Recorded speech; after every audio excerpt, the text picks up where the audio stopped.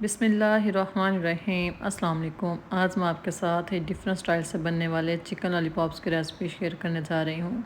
इसके लिए मैंने हाफ़ के जी चिकन लिया है जो कि बोनलेस है और इसमें थोड़े से ब्रेड क्रम्स ऐड कर दिए हैं, लहसुन है, अदरक है, हरी मिर्च है और प्याज है। इन सब चीज़ों को चॉपर में अच्छे से मिक्स कर लेंगे।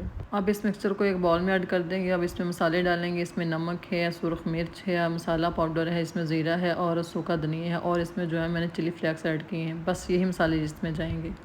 उसके बाद अच्छी तरह से आपने इसको हाथों की मदद से मिक्स कर लेना है और हाथ को अपने ऑयल की मदद से जो है ना ग्रीस कर लेना है हाथ को, ताकि मिक्सचर है आपके हाथों को चिपके ना।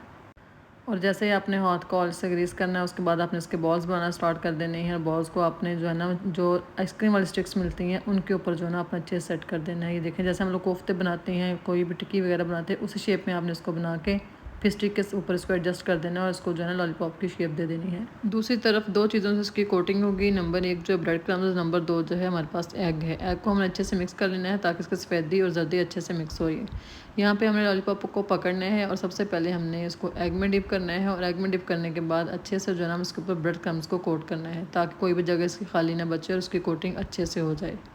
ये देखें यहाँ पे मैंने इनकी कोटिंग अच्छे से कर दी है। तमाम लॉलीपॉप्स हमने ऐसे ही बना के रेडी कर लेने हैं, उनकी कोटिंग कर लेनी है।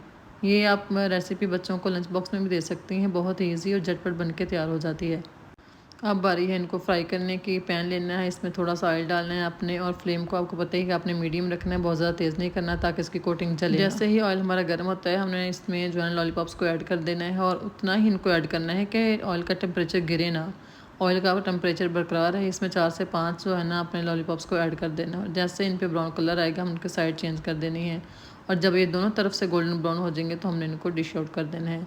अभी मैं आपके साथ इसकी फ़ाइनल लुक शेयर करती हूँ। ये देखें जी, हमारे मज़ेदार से चिकन लॉलीपॉप्स बन के तैयार हो चुके हैं। आपको कैसी लगी रेसिपी कमेंट में ज़रूर बताइए।